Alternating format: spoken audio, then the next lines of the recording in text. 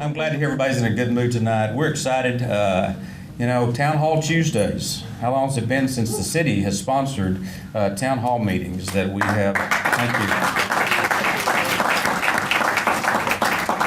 There's been a change. We have men and women that are out there in the communities, and they're talking with you. And we felt like, I've been mayor for a very short, what I think is a very short time. And yet these are some of the opportunities that I think we've been lacking and missing through the years. And for us to come forward and to bring these things out to our community, I just think it's a phenomenal thing, and I'm looking forward and very excited about the opportunities to speak and share. We're going to, as you know, we'll have Chief Cato up here in a few minutes. But a big part of this tonight is a question and answer time. We want you to have the opportunity to talk to our chief, ask him anything you'd like to ask, and hopefully we'll be able to communicate with you back. And if we can't get an answer tonight, we'll try to get those answers and get them posted and get them out there to you in the future. A couple of quick logistical things. When we do get to the question and answer period, Lauren Rose. Lauren, step up and raise your hand. There she is in the back. When we do get ready for our question and answers, if you'd bear with us, raise your hand. Lauren's got a microphone. We'd like for everybody to be able to hear what the questions are. So when we get to that point, we'll remind you, and Lauren can get that microphone to you, and we'll be able to discuss and talk about those things as they come. I would like to mention our elected officials that are here tonight. We have, I hope he disappeared, Mr. Jeff Casper, who was, there he is, he's in the front. Jeff and I have this thing going of where's Jeff? So thank you, Mr. Casper. Obviously, Councilman Archer, here in the front.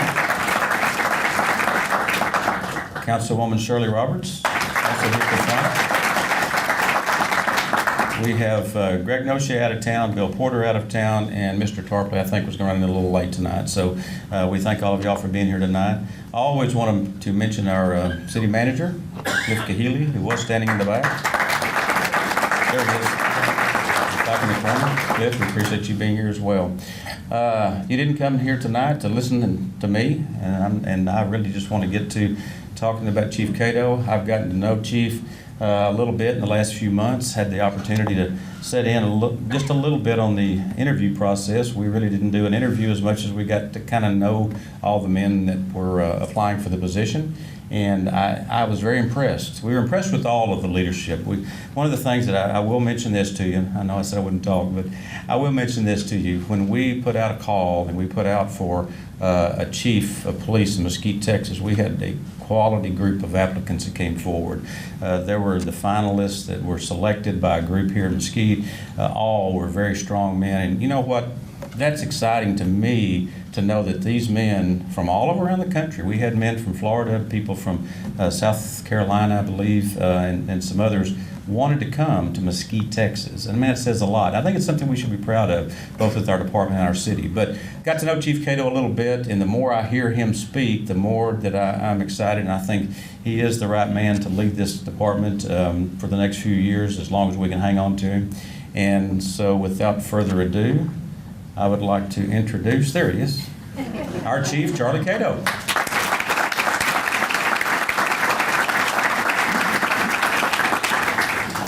Thank you, Mayor. Good evening, everyone. We're going to get started first. We're going to show a short video to give you an overview of the department. Then I'm going to do a presentation after that. So.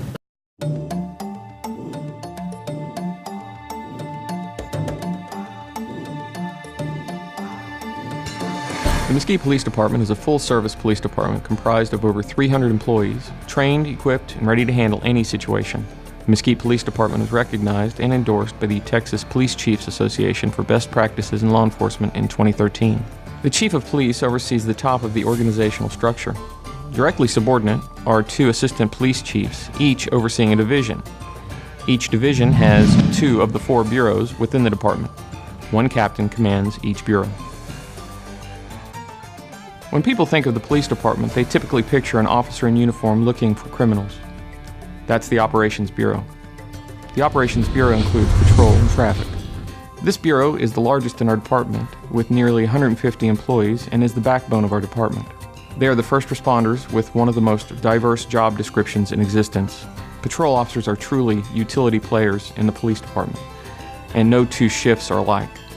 He or she may respond to calls ranging from a simple, loud music complaint to a homicide in the same shift. Patrol officers routinely respond to and handle calls for service that include burglaries, robberies, assaults, family violence, traffic crashes, and intoxicated drivers. When patrol officers respond to a call, they must first determine if there's a criminal offense. If there is, the officers can resolve the issue in a number of ways using their knowledge of the law and skills acquired through ongoing training. Being the trusted, well-trained officer on the ground, patrol officers are afforded a great deal of latitude and discretion. They may take a report for follow-up by detectives. They may issue a citation, make an arrest, or creatively resolve the situation in the most beneficial and legal way possible for our community.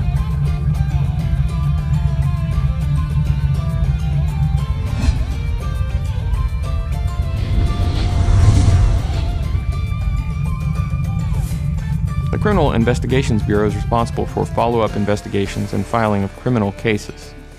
There are 6 sections in CID: property crimes, crime scene, major crimes, forgery, juvenile, narcotics, and homeland security.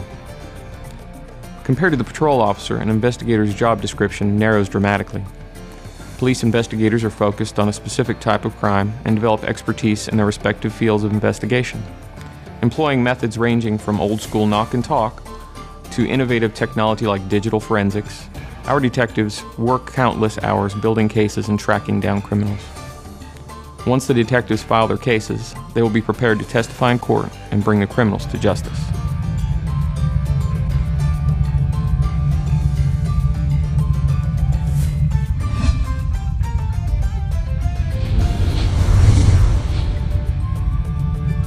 The Technical Services Bureau houses the 911 Dispatch Center, jail, records, and property sections.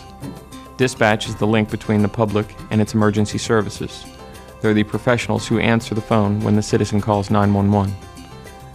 Once contacted, the call taker routes the call information to the appropriate dispatch console. The dispatcher then determines which unit to dispatch based on variables including the nature of the call load, and the location of the nearest police car. While a call for service usually begins in dispatch, it sometimes ends in our next stop, the Mesquite Jail. Like the rest of our new facility, our jail is state-of-the-art.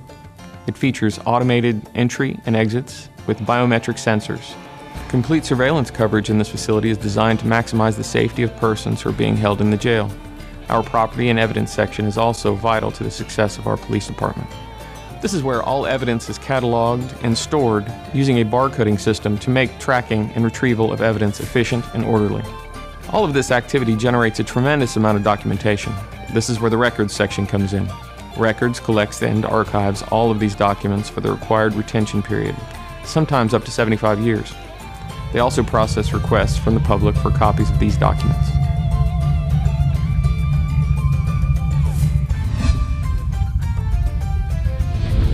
The Staff Support Bureau does just what its name implies, to provide support functions for the other bureaus of the police department.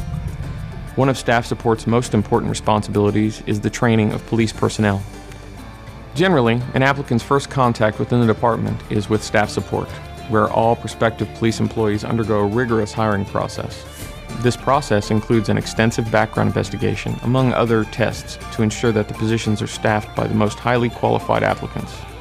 Upon successful completion of the MPD hiring process, an applicant could be hired on a probationary basis and move on to the new basic Mesquite Police Academy. The Mesquite Police Department is one of only a few departments in Texas that hosts its own internal basic police academy.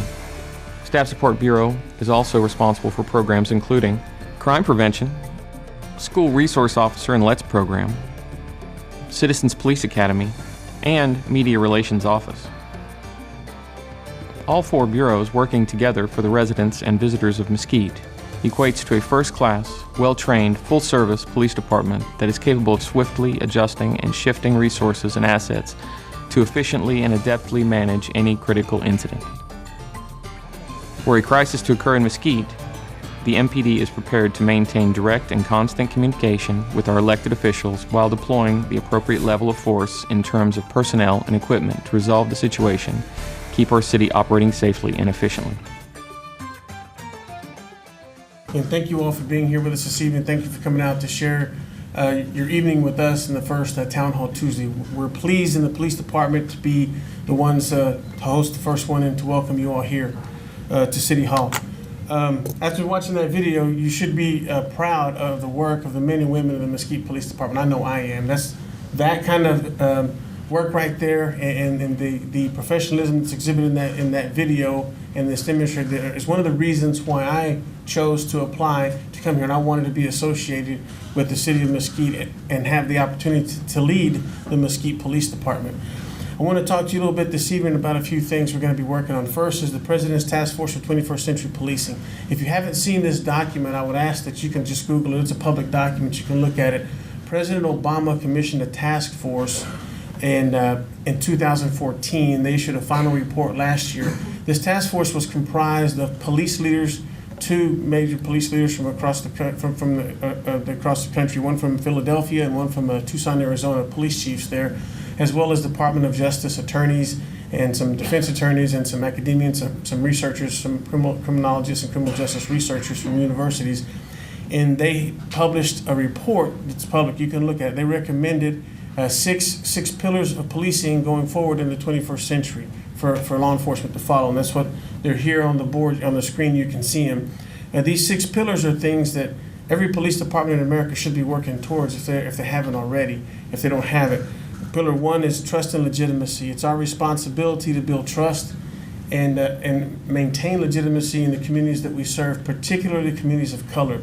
It's played out all over the newspapers and headlines across America today of the struggles between law enforcement and minority communities. It's our responsibility as leaders to bridge that gap and to reach out and try to build that trust and legitimacy. The onus is on us to do that. The second one is policy and oversight. We have to make sure that we have adequate supervision, that we have policies and procedures in place, and we hold ourselves accountable and the men and women of the organization accountable. The third is technology and social media. Social media is one of those double-edged swords. It can help you one day and cut you the next, or maybe even in the same day, so. But it's something that we're going to have to get more adept at it and dealing with as we go forward. But especially use of technology, making effective use of technology to help us fight crime in the city of Mesquite.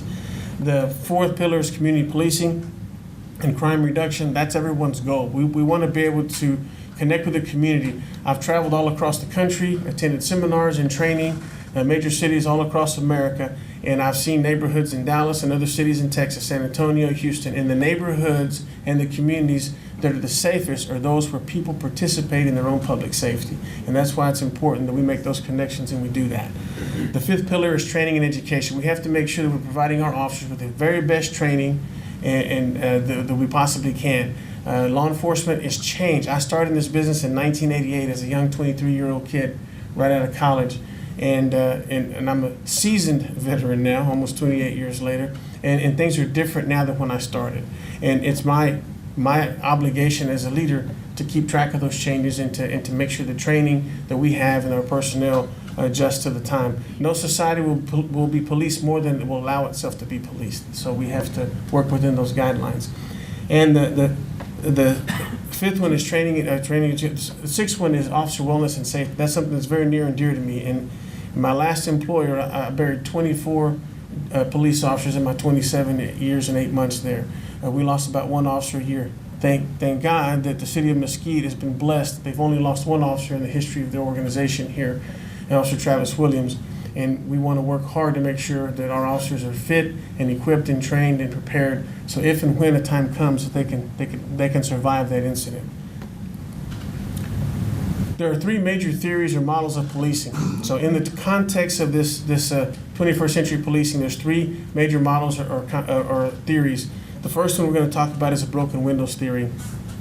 Research on this goes all the way back to the 1960s, and it talks about that environment plays a role. For example, if you have a building that has graffiti, or if it has actually broken windows on it, or you have junk motor vehicles in there, you have trash, you have an area of dilapidated structures, you have an environment that's conducive to crime. It sends a message that no one cares, and that encourages criminal activity.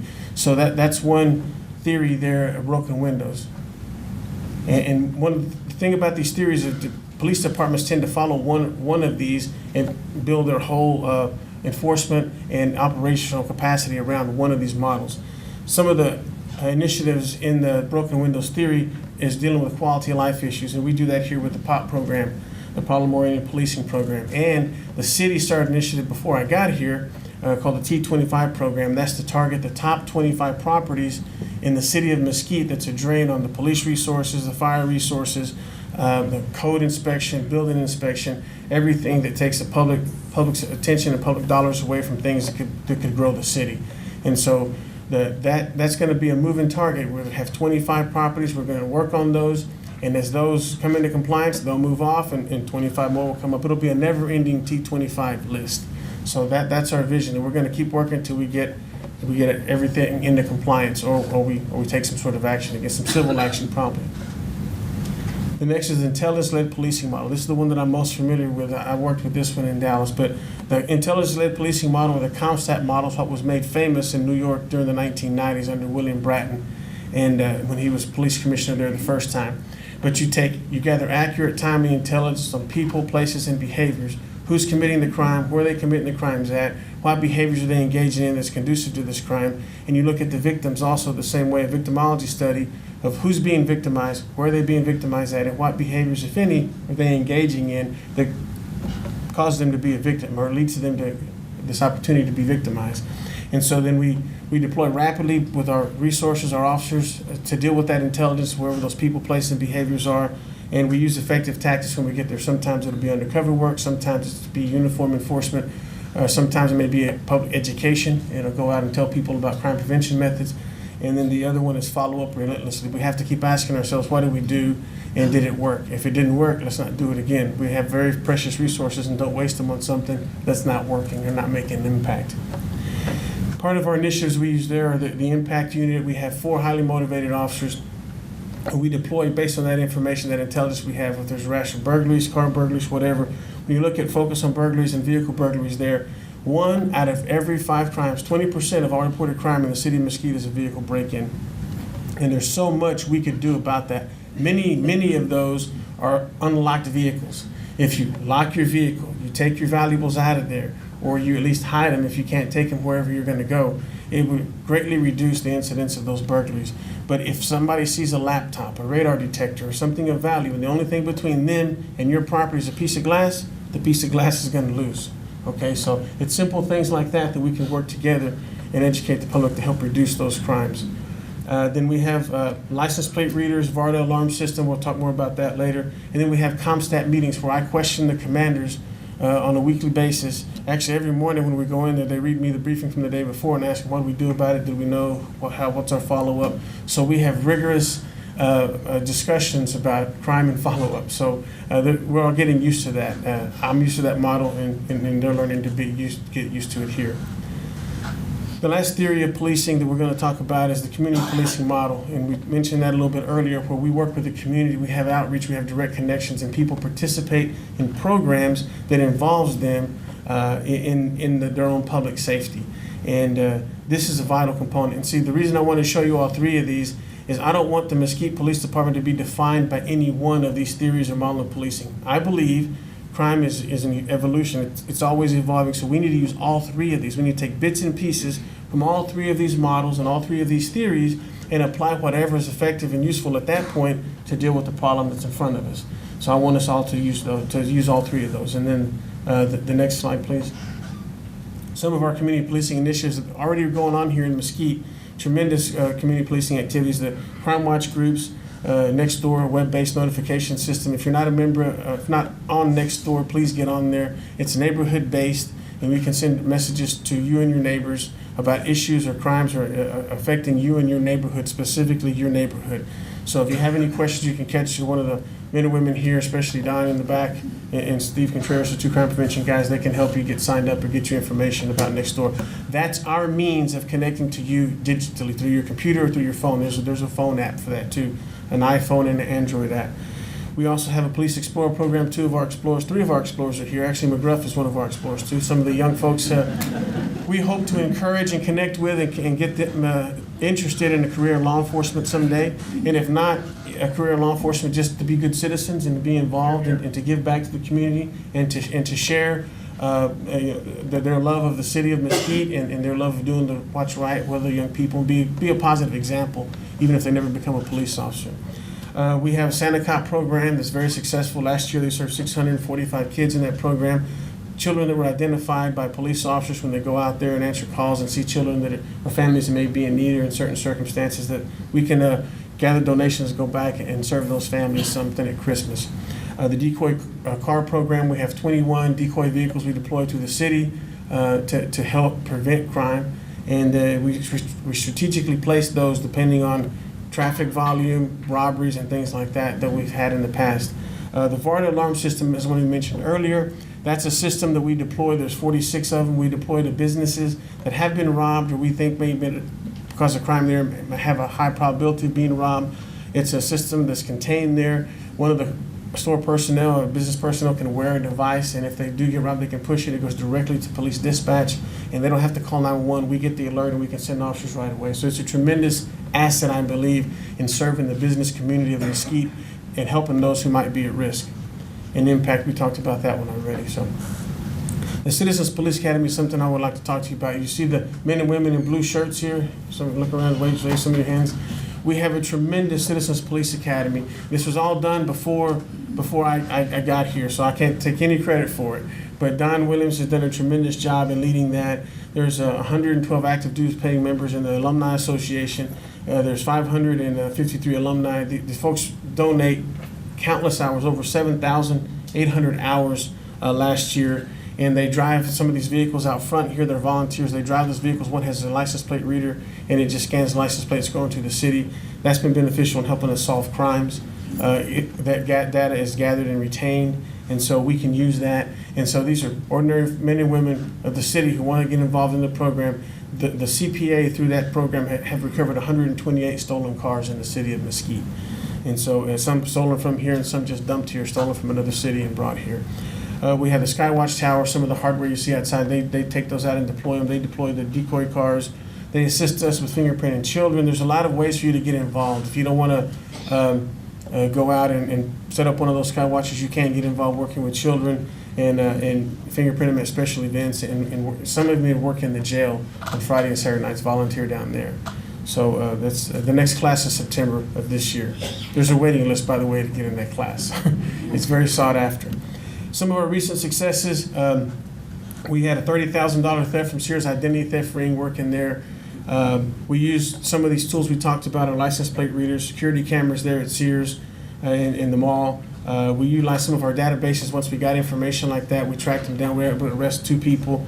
They had several firearms. There were 3 people involved. We got 2. There's 1 with a warrant that's still out there. They had embossers and skimmers, things that gather people's debit card numbers and that they could decode them and make their own cards and all that. So this was a big operation, and we were able to arrest 2 of those guys and put a stop to that going on here. Residential package theft, nobody wants to have that happen to them. You get package delivered at your house, it was taken. But there were some license plate readers and the databases we used, again, the security cameras from the residents. We also have a program where if you have cameras at your house, you can register them with the city so that we know they're there. So if there's a crime, we can go reach out to you and ask you to share that footage with us. And so that's another way you can get involved in the public safety of the city without actually having to do anything except register your cameras. Another recent success was a residential burglar. They called him the astronaut burglar because of the hoodie he was wearing. It looked like the astronaut suit hood. The homeowner had video. He showed it to us. We could put it out there in the media. He was quickly identified. We tracked him down and arrested him, and he confessed, and so we were able to get that back. But it's cooperation of the homeowners and cooperation of the other law enforcement agencies. We worked with Garland to track him down. We mentioned this earlier. The Texas Police Chiefs Association has an accreditation program, and it has a list of best practices. They send a team in, they look at the Mesquite Police Department, we prepare for that evaluation. They come in and look at our policies, our procedures, our practices. Do we have good internal controls, accountability measures? And they granted us a recognition through that program. It's good to know that we're following the best practice standards that are across the state that are set for law enforcement. So that's something that we'll be pursuing again next year in 2017. The staffing in the Mesquite Police Department, there's some information out there that I don't believe is accurate, so I want to share this with you. We had a big hiring surge back in 82 and 83, well, stands to reason that those folks who were hired back then are getting ready to retire. They're at the end of their career. So we've had a few retirements, and we're authorized 229 personnel in the police department now. We're at 222 right now. So we're down 7. We just graduated academy class. We're getting ready to start another class. We actually tested Saturday. We're going to start another class in June, hopefully. And so we'll get more recruits in the academy, get them out on the street. So we're working to, we're not far off that number. That's not unusual for a police department to be down about 10 or 15 bodies at any given time, regardless of the size. In fact, there's a picture of some of our recruits that just graduated April 1st. We're real proud of them. They're out there on the streets now working with their training officers.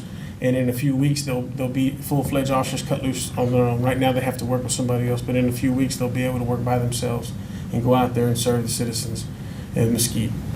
We have some programs. One of the things in the President's Task Force report talks about community engagement, particularly with youth.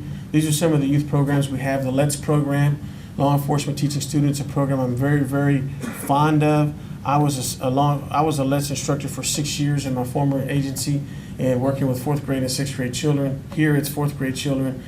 It's good to see their eyes light up, to see the kids engage and interacting. You can get to teach them about decision-making skills, making good choices. And unfortunately, we need to reach that far down in the 4th grade because they're being exposed to things we didn't have to deal with when we were in 4th grade. But we have the CSI program. We have stranger danger classes, pedestrian safety for those kids who have to walk to school by themselves. And we also have the Fatal Vision DWI awareness program for the high school students. And the CPA works with us. They do a lot of this work with the CSI program. And 3,200 7th graders have attended that program, that class. We have a few major initiatives we're working on right now. We're working on getting the crime view mapping, the public-facing portal, so that you'll be able to log into the computer and look at all your crime stats for your area, for the city, for whatever part of the city you want to look at. We want to be more proactive versus reactive in our public relations effort. In this age of social media and just media and the 24-hour news cycle, you have to define your narrative. If somebody else defines it for you, then you're behind the 8 ball and you never catch up. So we have to get better and get more adept at getting out there in front of some of the stories, especially the positive things that we do. It's always easy to get the negative out there. People always want to talk about that. We want to get better at highlighting the positive things going on here. There's some great things going on in the city of Mesquite, and there's great work being done by the men and women of this organization, and I want to make sure that we tell that story. We're getting a new CAD, that's a computer-aided dispatch system, and RMS is record management. We're going to be rolling that out starting later this year for full implementation next year. But I'm excited about that because that technology will be fully integrated with the call information and the report system. So it should make it much easier and more efficient for the officers to enter a report from the field. Since one integrated system, you do one report, you can transpose the narratives into various applications there, and you don't have to recreate that same report over and over again. So I'm excited about that, and that's in the works. That vendor's already been approved. They're starting the rollout here later on this year. And the next big one is the new P25 radio system. We're going to partner with Garland and Rowlett and Saxe, the 4 cities together to pay for this. A very expensive system. It's a digital radio system. And we're going to have redundancy with the towers we put up in those other cities. We'll be able to service each other in case another tornado came through like in Garland. We would be able to support them if their towers were hit with our towers. If something happens here in Mesquite, they could support us with their towers. We could still communicate. So it's going to build up a good backup, a good redundancy in the communication system. We're excited about that too. The next thing is some town hall meetings that are coming up in the future. The next one will be in June. You can see the schedule there. And I know that was fast and furious, but I wanted to make sure we have plenty of time for us to talk to one another. You can ask questions. So at this point, if there are any questions anybody would like to ask, I'll be open for questions. Over here, Lauren. Yeah. Lauren, you ready? Yep. Go ahead, no, Chief. I just want to make sure she gets that tape.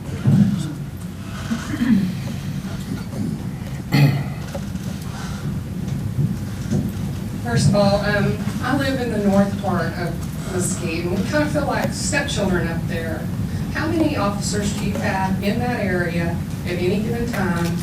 This is talking all the way up to La Prada, 635, in that area. We have the city divided into 9 beats, nine sectors, and there's somebody assigned to each sector every day. And some of the sectors, depending on the crime we talked about, we'll put extra people there. When we have extra people, we double or triple up in a beat that's having issues. But in every shift, there's at least one person working your area, and there may be more depending on what's going on there. So if you have 9 beats, you're telling me you only have like 9 officers? No, we'll have anywhere from 13 to 18 officers working per shift. I'm saying each beat is covered, and some of those beats are covered with the multiple officers, because depending on the density of the crime and the issues going on there. So we have the ability to move those people all over the city depending on where the issues are. What's your average call response? It's what was it? About, it depends on the priority. We prioritize the calls. First, emergency priority would be the first one. I think that's what, David, do you know that one? Priority 1, average response is somewhere between 5 and 6. Yeah, the goal is like 8 minutes, 5 or 6 minutes. The goal is 8 minutes, and so we're under the goal for the priority ones. Okay, because there's been a lot of activity going on in the area, and I just don't see boots on the ground up there. Okay, well, I can assure you that we have officers assigned. We can get with you, get some specific times or places that you have information on. I'll promise you we will respond. Okay, thank you.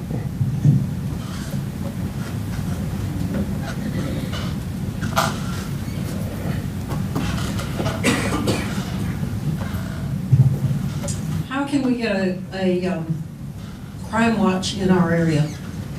Well, what we can do is, the young man standing right back there behind you, he's a part of our crime prevention unit, and he is a young man. He just grade early. He's premature grade. So.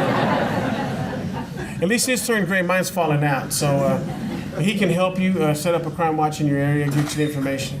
Okay, thank you. Yes, ma'am. Over here.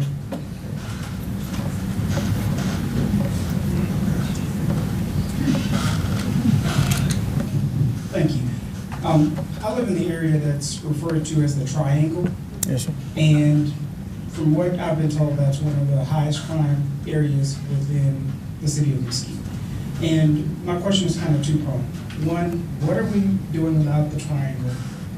We have a crime watch. We've asked the question in the past, what are the things being done? And we know that they clean up some of the hotels and things around there. But the apartments seem to be one of the factors that continue to be the crime. And I actually live in a neighborhood that's called the Astronaut Streets, and our neighborhood has been pretty much well kept in the midst of everything that goes on in the Triangle. But we see more and more of that element creeping into the neighborhood. And one of the examples is the new apartment complexes that were built off of Gross and 80. And now we've also learned that there's a hearing to look at rezoning the greenbelt that's down Gus Thompson into residential. And I'm getting more details about exactly what that means. But from our standpoint, we are kind of feeling the same way the other lady said. We're in the north sector. We're dealing with things around us that continually foster that type of activity, and we don't see any difference as far as what's being done to help it. It seems like it's bringing more, because I understand those apartments are low income, so with that comes a whole nother set of problems that are already down there. We've already seen the increased foot traffic walking up and down Gus Thompson, and the foot traffic in our neighborhoods. We ask the same question as the presence of the police and the different things that are happening there. So in a nutshell, that's my question, is what's being done about the Triangle? It seems like there's a disconnect, and this is my opinion, between the public officials and the police department, because when I say the public officials, when we look at the zoning and planning committee and the different things that are passed or decided to build in those areas, are we contributing to a problem that we're trying to solve? Very, very good question. Part of the answer lies in the T25 program that started under Mr. Kahili's watch, like I said, before I got here.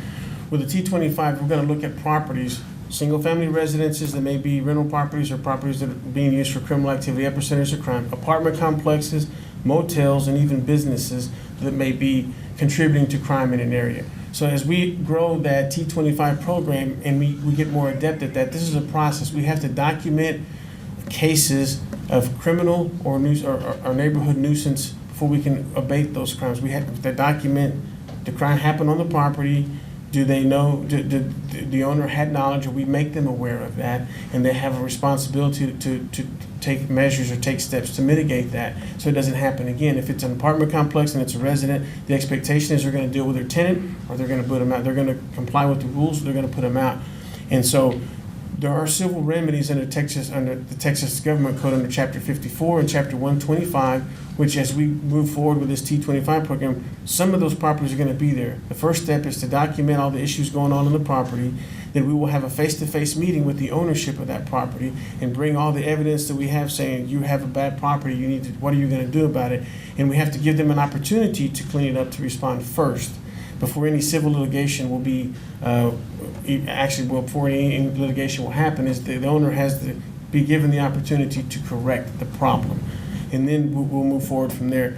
I foresee that at some point, some property will be in litigation with them. The city of Mesquite will be in litigation with them as we go forward. That's what happened to us and my previous employer, that a lot of the properties, when you sit down, you present them the facts, they want to be a good neighbor, they want to be a good tenant, they will clean it up. And others will not. And we'll have to deal with that. As far as the police presence, again, we deploy based on the crime numbers that are assigned there and the numbers of calls. There's a formula that we look at to we deploy the officers. I will make sure, I'll give a review again in the morning to see what the numbers are for the triangle, for the area you're talking about. And I can assure you we have officers assigned there every single day. And we recognize the issues that are there, some of the apartment complexes. And housing policy is a big part in contributing to some other issues in neighborhoods. But the challenge we're going to face is there's no crime to be poor. So just because it's low-income housing doesn't mean that they're bad people. They're just in bad circumstance. And so I've been there. I've been poor. I'm not poor now because I have a good job, but I've been poor before. And it didn't make me a bad person. It just meant that I had challenges. And part of those challenges are education, part of them are just understanding, part of them are supervision for the young people. There's a lot of things we can do besides going in and arresting people to deal with that, and that's what we want to do. We want to partner with the faith-based community. We want to partner with those apartment complex owners and managers and make sure that they have after-school programming for those kids, they have something for them to do when they come home from school. All those things are things that we're going to be exploring going forward to help deal with the impact of crime rather than just locking folks up. Well, and my intent was not to say locking people up, but I've owned my house for about 14 and a half years. And back to the references you made earlier about the process to go through and, document and go through litigation, we should have a litany of documentation based on just past history of those. And again, to your point, there's no crime in being poor, but if you make reference to the low-income apartments off of 80 and some of the activities that are going on there, we're starting to see the same thing in the other apartments. So that was my reference. And I understand. I just want to make sure that this is a publicly displayed and televised event. I want to make sure that I'm not going to be targeting poor people because they're poor. We're going to be dealing with crime. I just want to make sure that, we understand that this is not new news when it comes to. Yes, sir, I understand. It's not new news, but the process itself is new and requires up-to-date documentation and notification of the ownership. We have to make them aware and give them a timeline to come into compliance, and then we can start taking action. That's what I wanted, the point I wanted to make. I wasn't in any way diminishing what you had to say.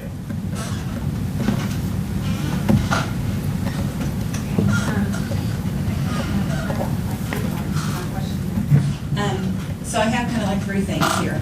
I live over by West Mesquite High School, and we know there's crime, okay?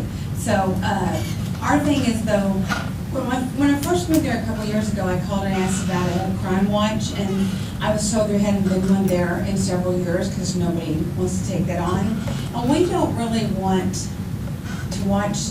I don't mean that we don't care about the crime, but we're not interested in getting that entrenched in somebody's life. We want to build a strong neighborhood. And are you saying is the crime watch the closest thing to some kind of program that we can build a strong neighborhood in? Well, you don't have to have a crime watch group to get to know your neighbor. The biggest thing you could do to make your neighborhood safe is know the people that are in front of you, behind you, and on left and right of you. And then if they know the people that live in front of them and behind them, before you know it, the whole neighborhood is connected. That's the most important piece of crime watch. is getting people to connect with each other. We live in a world today where we don't talk to folks anymore. We connect digitally, and that's a connection, but it's not a face-to-face human interaction. And so that's what's more important. So then would you suggest that our just getting together or knowing our neighbors and not to go down the avenue of a crime watch if that's what we're wanting to pursue? No, I think Crime Watch is a good vehicle to help get you started on that path. But you can start a neighborhood association. You can just start on your block, and everybody on the block just have a cookout at somebody's house and get to know each other and talk about things. I think what you'll find, what I've always found in those, is that a lot of people are just busy and they just, they don't. If we get people to spend 20 minutes a week outside of their house, in their yard, just hanging out and just talking to their neighbor, that would be a big point. I once heard of an interview of a burglar, and he picked the neighborhood based on there's nobody outside. Okay, so if he sees people, they get discouraged and they move on. So it's important to see people in activity and people being connected to each other. Okay, so my biggest part of our big thing is we have so many kids, and I mean their moms have to work or their dads have to work. That's just it. They're left alone, and it just seems like there ought to be something, because I mean these kids are just, I hate to say fall through the cracks, but they're alone and they're running in packs and maybe they're not making the best decisions, and that to me is where the car break-ins or breaking in for some kind of radio or something happens when they're running in packs like that. And so I would like to see if there's, I guess probably talk to the city, but there's some kind of programs for them at the rec centers or something, or some kind of transportation for them. Yes. Because I know there's programs, but sometimes transportation is hard. And you're right, and absolutely you're right, and that's the biggest challenge with our young people is we have to engage them in something positive. Dr. Marcus Felsen is a researcher that I read his work. He's written 3 books about juvenile crime.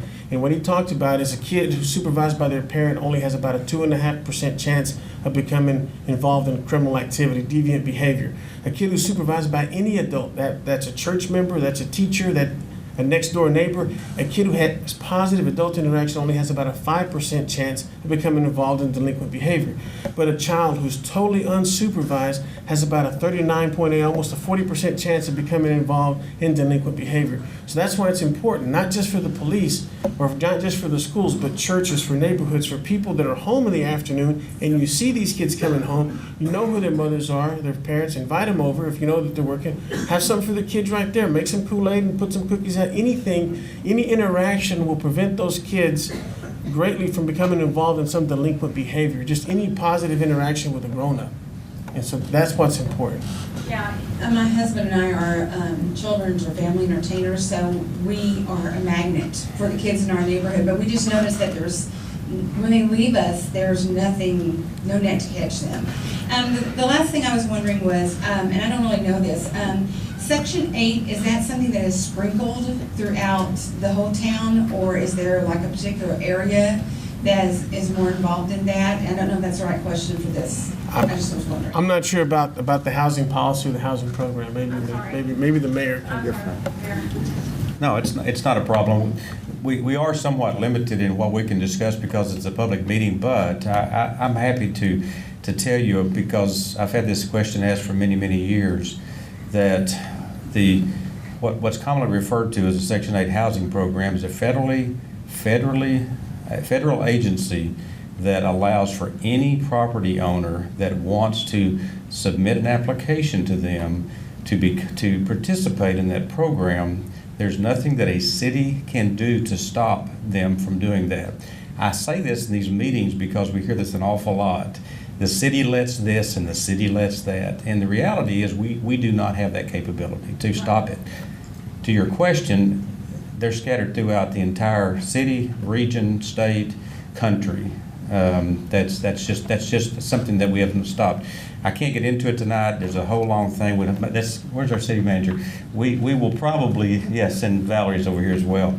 We will probably have that come up, and I think it's a very, very good topic because The city of Mesquite, a number of years ago, when I was a council member, initiated a plan and program similar to the T25, not as stringent, but that brings all these departments together. It brings the police, it brings code, it brings all of them together, and we actually have probably a better handle on where the houses are, who the ownerships are, and the control of that. I'm sorry, Chief, this is your meeting, and we're going to work on that. I just technically I shouldn't be discussing it, but you know, we hear that so much, and I mean, as leadership, we wish that there was never another application for that type of housing in Mesquite. But I also understand that there's a lot of people that make money doing that. And I'm not, you know, it's very difficult, but thank you for asking that. I'm sorry, Chief. No problem, no problem. Thank you, Mayor. Thank you, Mayor. There's one question over right here. Okay. I've been in Mesquite since '74. Started at Pleasant Grove, over there where they had all those shootings. Yes, I ma'am. knew back then, we needed to get out of there. So we moved over to Rollingwood Hills, which is right by West Mesquite High School. Yes, In ma'am. that little triangle, as I call it. And when we moved over there, I moved because of the schools. I heard it was a good area. And there was nothing out there but Neil Gay's rodeo stuff. There were no houses, just ours. Jeff Casper was over there for a while, and his house looks 3 times better than it did when he lived there.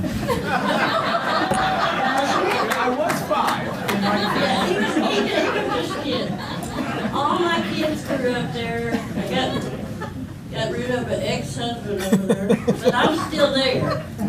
My kids tell me, you need to move because of the crime. But I've watched kids that are my kids' age, in their 40s now, that grew up there, that are living in their parents' houses. And they go from house, and this is our crime problem, mostly. And they go from house to house, you know, oh, you can stay here for a while, you can stay here for a while. And my kids aren't, you know, president material or anything like that. But they're, you know, I've tried, and we got drugs, everything, and you just have to work hard. And I try to bring the kids, I know all my neighbors, and if I don't, I stop and talk to them. It's just something I learned from my mom. And you know, I grew up in St. Louis, Missouri, and my grandfather was a constable. My great uncles were firemen. My cousin, her daddy was. She is a fireman, where my great uncles were firemen. So anyway, it all changes. The La Prada, Chris Thompson, my daughter just moved over there. I sat on her front porch on La Prada and watched cars zooming by 50, 60 miles an hour on 2-lane street. And I was like, where's the laser gun?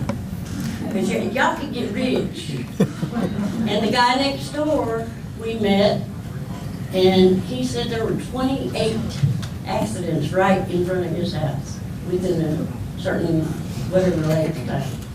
But the area changes, everything, you know, the crime watches, the crime watches are great. We didn't have those when I came in, when I moved over here. We did not have city council meetings at night. I begged, I pleaded, I called everybody. And when they finally started, I think it was Bruce told me we were gonna try it. And we did, and it worked. Yes, ma'am. And y'all, the city knows what the people feel. So, you know, get to know your neighbors. Check about crime watches. If you don't want a crime watch, just get to know your neighbors. Watch your neighbors' houses when you're driving around your neighborhood. You see something that looks funky, call somebody. I do it all the time. My kids holler at me all the time. I don't care. I'd rather be right than wrong. I worked for Valero. I've had a gun in my face. I worked for Tom Thumb and had a gun in my face. I'd rather be right than wrong. So, and everything changes, everything evolves, and Yes, you ma'am. have to work with it to help it do. Thank you, ma'am. A couple of good points you made. If you see something, say something. That's a slogan that's simple to remember. But when you see something that looks out of place, make the call. We respond to suspicious persons calls. We'll check it out. We'll decide whether there's any validity to it or not. But please say something. Don't just sit there and think about it. And next door is another way to connect with your neighbors, electronic. Some people are more adept. I'm not technologically adept, but some people are. And if that's a way to connect with your neighbors, then that's great too. The important thing is to make that connection. So thank you for sharing. Yes, ma'am. Hi, my question, I don't know if this is on. My question is actually going back to what you said about the number of people you have on the streets at each time. You said you have like 13 to 18 at certain times. I'm sure there's less during the day and more. And there's more at other times. There's up to 24 people at a time on the. Putting into thought the massive land mass that we have as the city of Mesquite, thinking that logically, you can't technically patrol every part of whatever area this is, but I know that like Garland has a program that's called like their neighborhood police officers that I know made huge differences in going into these individual neighborhoods and knocking out a lot of crime, just because that's all they did was they weren't patrolled, they weren't out call to call to call to call. They were actually in that neighborhood getting to know those kids that are left at home in the afternoon, those businesses that are having the problems, the neighbors and all that, and they were kind of like your crime prevention people do, but there were more of them. Have y'all thought of doing something like that, or implementing something like that? We do have that with the impact unit. That's what they do. The important thing is for us to do that analysis. We can never be all. You cannot hire enough police to put one on every corner. You can't afford that. That's number one. There's never going to be enough police. I mean, so you look at New York City that had 40,000 police officers, and they still have bad stuff happen there. There's just not enough. What we have to do is analyze the data and look where the people, the places, and the behaviors come together. We need to be at those places. I prefer to think more like a surgeon, to go in there to that spot and deal with that issue, and that keeps things from spreading to other places. It's like a disease, it'll spread. And so it's up to us to do the analysis, to put in the work beforehand to go out there and do that. But we have the POP program, the Polymonia Policing. We assign an officer to an area, they work that area to work on the quality of life issues. This is all going on already. The Mesquite Police Department has been doing a fantastic job. When I got here, I knew they were a good police department. I was very impressed with them from the outside. On the inside, I can see the tremendous work that the men and women in this organization do every day. And that's why I'm really, really proud to be here and to be associated with them and to be their leader. I'm learning so much from them. So we have those things that you're talking about. They're up to date on practices, and they know what good policing is and what it looks like, and they're doing it. It's just what I want us to do as we go forward is to build better connections with the all over community, especially the faith-based community, because churches have trust and legitimacy. The people who go there, I want to tap into that. I want to get the youth groups, the youth pastors. I want to get people like that involved. I want to connect with the Spanish-speaking population here, the Hispanic community, who come from places where they don't trust the police, because in their countries the police aren't their friends. The police are the ones doing the crime. And so we have to overcome that cultural barrier and then a language barrier before we can ever make any headway with that community. So that's why those things are important for us to do. That's our future work going forward. Those are the big rocks we have to move to be able to make connections and make a real difference there. But anybody can make the difference in the life of a young person. Anyone can who decides to do that. We have programs at the Parks and Rec Center. We're going to be doing some of that this summer. We're already looking at things we can do in partnership with the Parks Department, with the school district for next summer, with the summer when the kids get out of school. So those are all things that any of us can do. There's a question over here, Lauren. Or you have one over there? Okay, I'm sorry. Yes, I've been living in Mesquite for 11 years, and I've been a homeowner for 5. And I live in the West Mesquite High School area, and I have a problem with the speeders that speed in the school zones on 8th Street. And I've complained about plenty of times over the 5 years, and I'm pretty pissed right now. So we can either use speed bumps or spike strips. I'm good, man. No, I understand. And I have Captain Petsy, who's right behind you there. He's in charge of the traffic and the patrol. He can get with you after this, get a specific address, or there's a location where they're doing that. We do respond to speeders. We analyze the data. We look for accidents, multiple accident locations. We deploy traffic personnel there. We put out decoy cars. There's lots of things we can do to affect speed on the street besides just writing a bunch of tickets. Because not everybody pays them. Then we have to deal with them in the jail and all that thing. So there's not an easy answer to a lot of these, but we will work on it because that is something that we can make an impact on. And Captain Petchny will get with you right after this. Yes, Lauren, there's another question back there? Okay. Just to be short and sweet, 30-year resident of Mesquite, and I think pride and ownership is one of the best things you can do to turn it around. And speaking of that, I think your T25 program is really a wonderful initiative. I want to know what we as citizens can do to help you. We pretty much walk the neighborhood with the phone in our hand for code enforcement and all, just to keep our neighborhood up. And understand the T25 program is based on how many complaints or whatever are registered against those properties.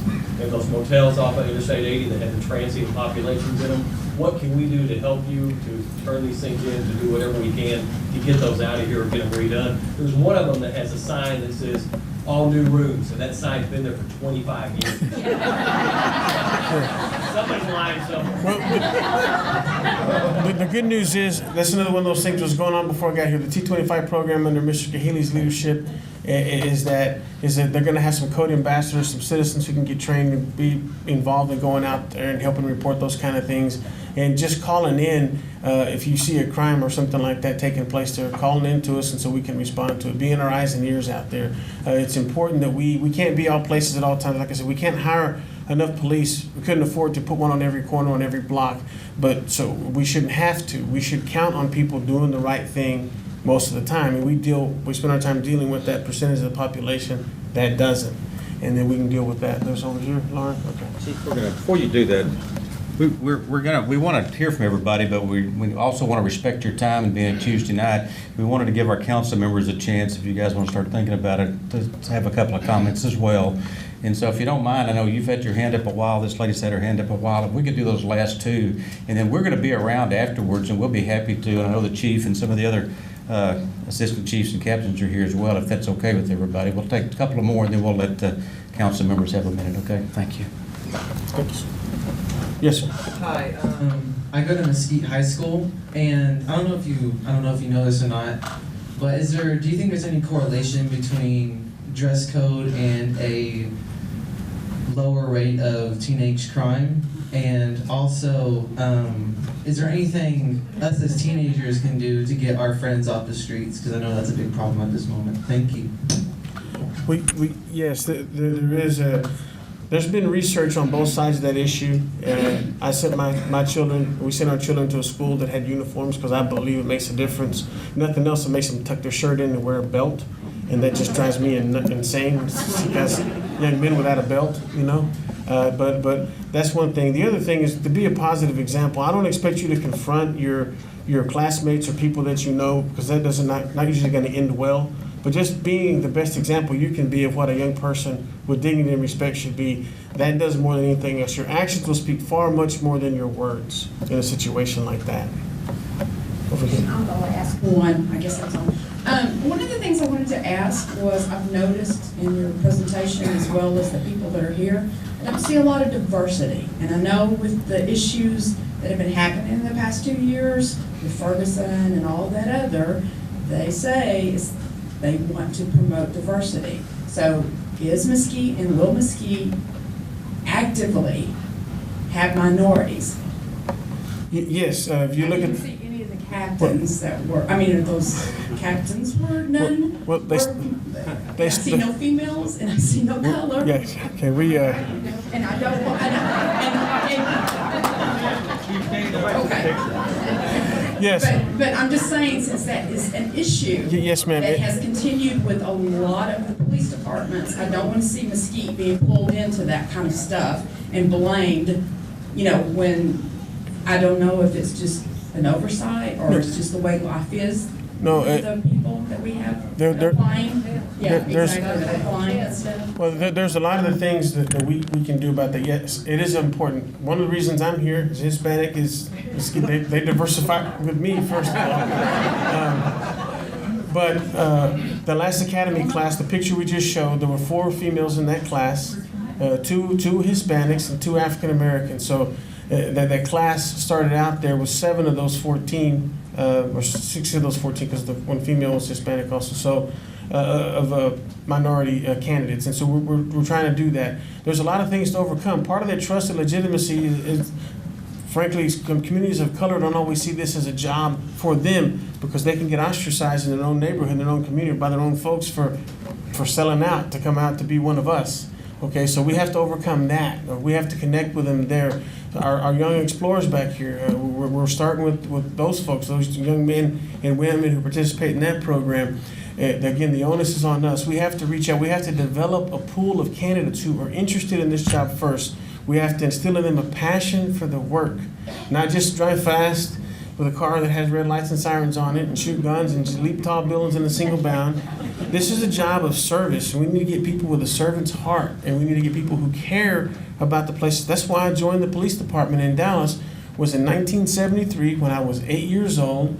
I saw a Dallas police, I read the newspaper, I was a nerd. I read about a Dallas police officer that shot a 12-year-old Hispanic boy, Santos Rodriguez, handcuffed in the backseat of a squad car.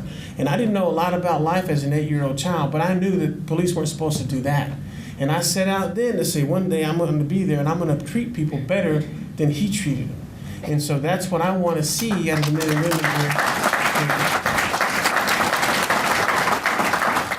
And that's what we all want to see out of the men and women in this police department. And we want the very best candidates. We owe it to you all, the people who live here, who work here, who've invested here, your lives and your livelihood also, to give you the very best candidates. And we're working to do that. There are candidates of color and females, and we're going to work very, very diligently to bring more diversity to the organization.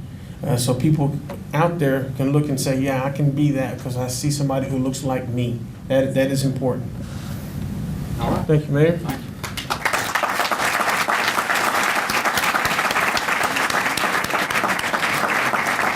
And if you give us just a few more minutes, I know they'll be brief, but anybody care to start? Councilman Casper? Thank you. Come on up. Hey, thanks. I just wanted to brag on you guys for a second for coming out and also asking the questions that you asked. Those are the same kind of questions we've grappled with the police department going forward. And we're really proud of the different programs the chief talked about and the chief himself. I'll tell you that's a big part of the progress we're going to make in the next couple of years. The T25 program, very excited about. That we're gonna. I'm a teacher, and we spend the majority of our time, unfortunately, on too many days with the 3 or 4% of bad actors. The kid who's having a rough day. It seems like every day, and you always spend your time with that group, and you're leaving the 95% of the good kids without much time or attention. And the same goes for our residents. We spend too much time at the problem properties. So it's hard for me to say. And we don't actually get out and get to do some of the programs that you guys are advocating for, the neighborhood policing that we want to do, of connecting with the youth, of getting to know the business owners and hear some of their issues and concerns. So that's what we want to get to. One of the things we've charged the chief with, and he's been on the job for just a little while now, but how can we civilianize our existing police officers to get them their positions? How can we civilianize them to get them out in the streets, on patrol, and getting civilians to do jobs that they can do for a smaller salary. So that's one of the things the chief is looking at. How can he reassess deployment? We've charged him to do that. And we're just excited. The T25 program, there was something else I was going to mention. The analytics that we're doing that is soon are going to be available on the city website, the crime mapping. There's one other thing I was leaving off. But just know that those are things that I've been advocating for and other members of the council, but those are because you talked to me during the campaign when I was knocking so many doors. And so please don't hesitate to call me, the mayor, the other council members. Tell us the good ideas you have, or else we can't advocate for them. So I'll be available afterwards, and I look forward to hearing from you, and thank you for coming out tonight.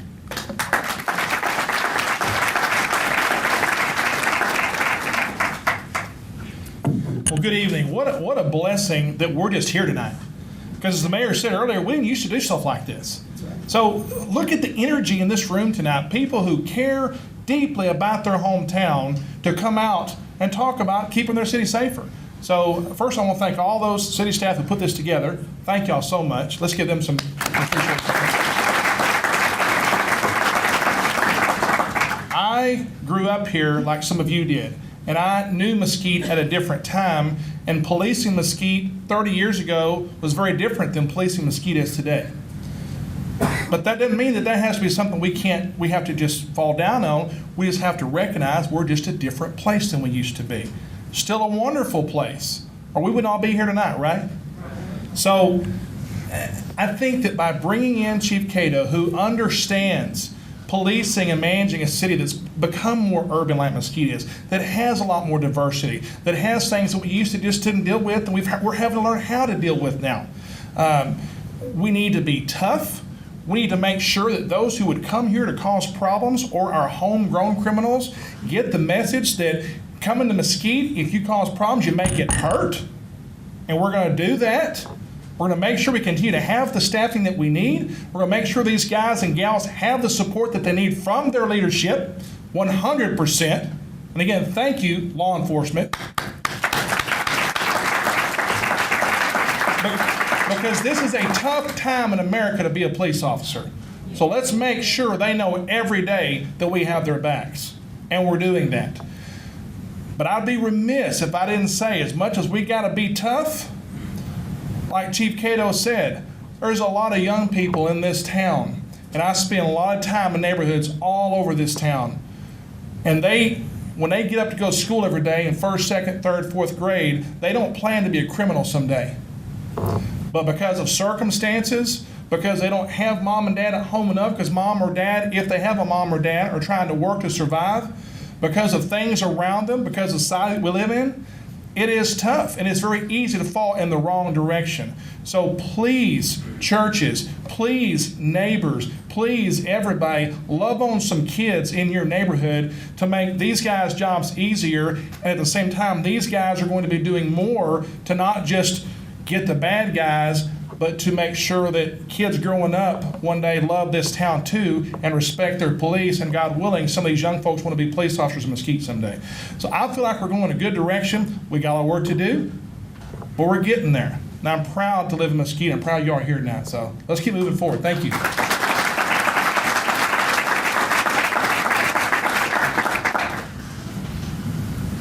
Well, I'm going to go in a little different direction than the guys went.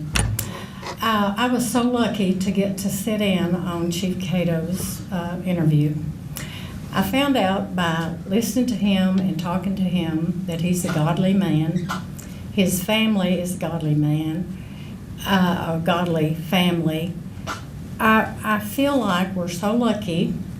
I was so afraid during the time that we were having interviews and things that somebody else was gonna get him before we could, because we had some wonderful candidates that tried out for this. But I think we all were just drawn to him from his mannerism and what he showed to us that he had. And I just want to say publicly, I appreciate you sharing your faith with us so that we knew where you stood on that. Not that we hired you because of that, but that meant a lot to me, and I think everybody else that got to sit in on your interviews, Chief Cato.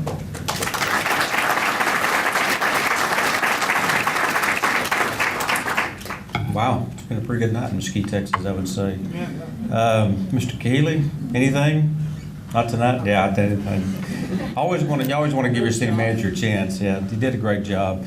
You know, all of these guys that are here tonight to support and that are here for Chief Cato and here for you, we thank you all for being here. They represent a diverse group. You know, I won't call him up here, but I heard one of our officers talk about being a latchkey kid, talked to a bunch of people at a school a few weeks ago, and Officer Contreras, yeah, he's smiling back there. If you ever get a chance to get him one-on-one, ask him about growing up in Mesquite, Texas. He's got quite a story, and he is a homegrown product, and we're very proud of you. I just wanted to mention that tonight, as we are of all of our officers.